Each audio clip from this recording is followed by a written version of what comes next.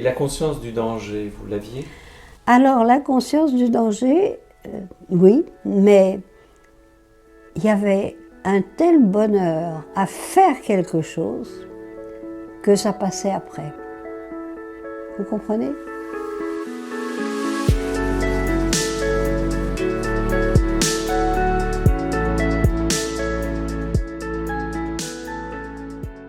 On était en vacances au moment où la guerre s'est déclarée. Alors on est resté là et quand il y a eu le déferlement des armées du Reich en Belgique, mon père nous a téléphoné, on a préparé les valises et le lendemain il arrivait et on prenait le train pour rentrer à Paris. Premier train, bombardé. On repart, on nous met un autre train au bout.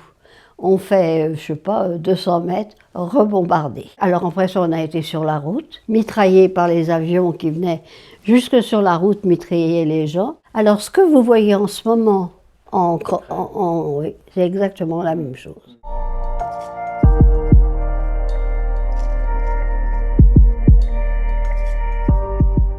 Le chauffeur de taxi qui nous emmenait nous a demandé « Voulez-vous voir Paris sous l'occupation ?»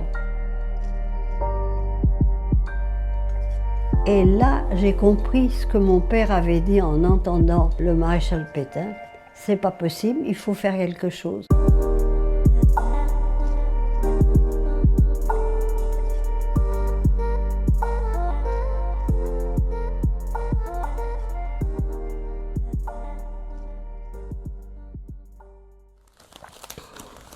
Voilà, ça c'est toute la famille. Maman, mon père. Alors mon frère est beaucoup plus marqué que moi. Vous ne pouvez pas le faire parler. J'avais un père qui était très austère, qui riait très peu. Et là, il arrive avec le sourire jusque-là et il me dit « Et on a une surprise pour toi à la maison. » Arrivé à la maison, il me dit bah, « Ouvre la porte. » J'ouvre la porte et je me trouve juste en face d'un grand type plus grand que vous, une tête de plus, qui me fait « Hello Michel !» C'était le premier Américain que l'on avait. Et vous êtes tombée amoureuse? Oh non, ils étaient moches.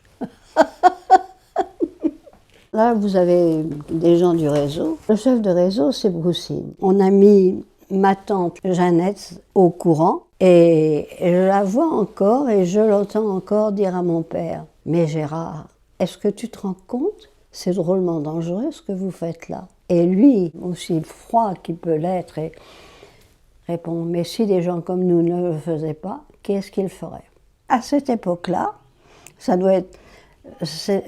a été partout comme ça en France, quand on retrouvait quelqu'un qu'on n'avait pas vu depuis un certain temps, on les tâtait. On essayait de savoir ce qu'ils pensaient, s'ils étaient pour Pétain, s'ils pensaient de l'occupation, ce qu'ils pensaient des Allemands. Et c'était ça qui était bien, c'est que finalement, les gens, à ce moment-là, où étaient des ordures, où étaient des gens bien.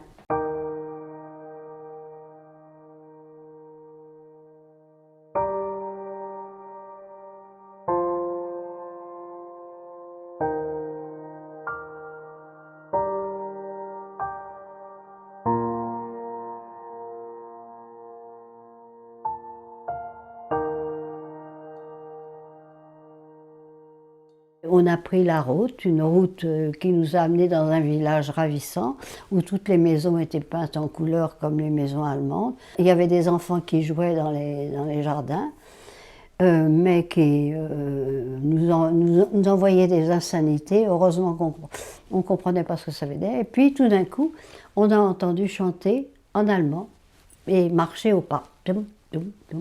Et on a vu nous dépasser une colonne de femmes qui étaient habillées en rayé, avec un petit bonnet sur la tête et une pelle ou une pioche sur l'épaule. Et ces femmes-là, on ne savait pas ce que c'était, on se disait c'est des bagnardes, c'est pas pour nous. Vous savez, on était encore très, très naïves. Alors quand on est arrivé, il faisait très chaud et on a demandé à boire. Alors ils sont arrivés avec la chose, ils ont arrosé devant nous et ils ne nous ont pas donné à boire. Alors ça nous a déjà mis un peu dans l'ambiance de ce qui nous attendait.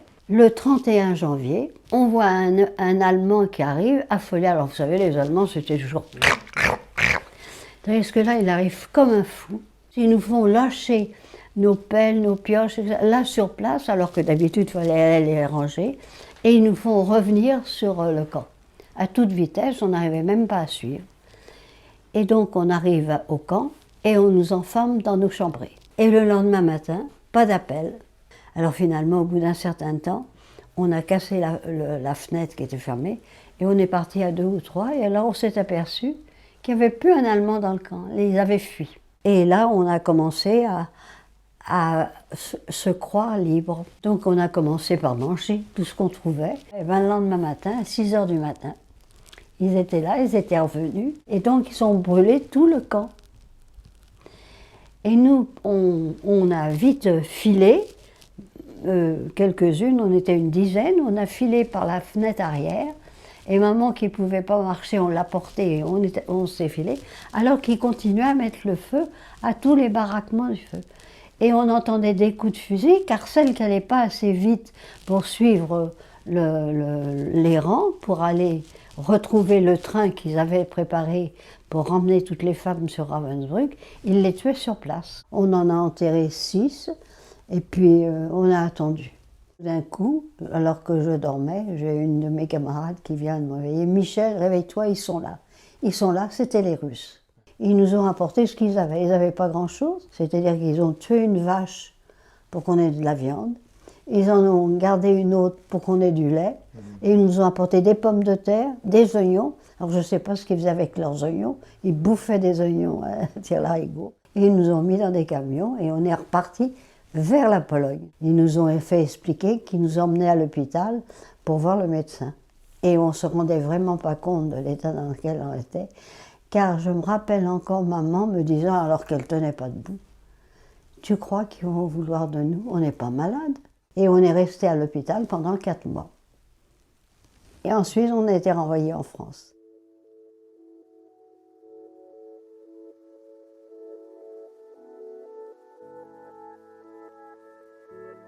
Je n'en parlais pas du tout, parce que je me rendais compte que les gens ne comprenaient pas. Les gens nous disaient, mais nous aussi on a souffert, on ne voit pas pourquoi vous vous plaignez. Mais maman, sa vie était complètement fichue. Et tout lui rappelait le camp, n'importe quel mot, n'importe quel endroit. C'est le bois, c'est la forêt, c'est les biches, c'est la neige. Tu te souviens, tu te souviens, tu te souviens.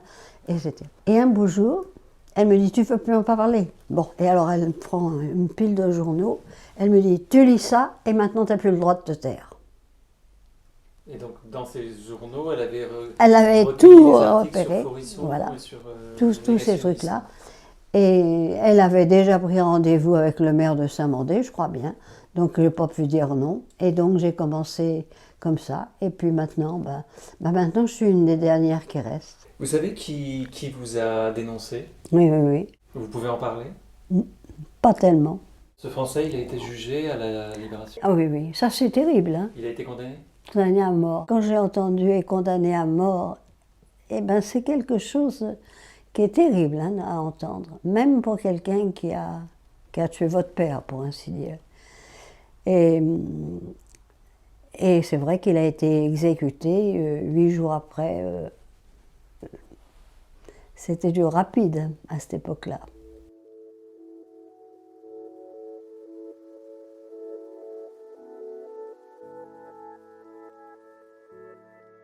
Là, aujourd'hui, je les veux plus que d'habitude.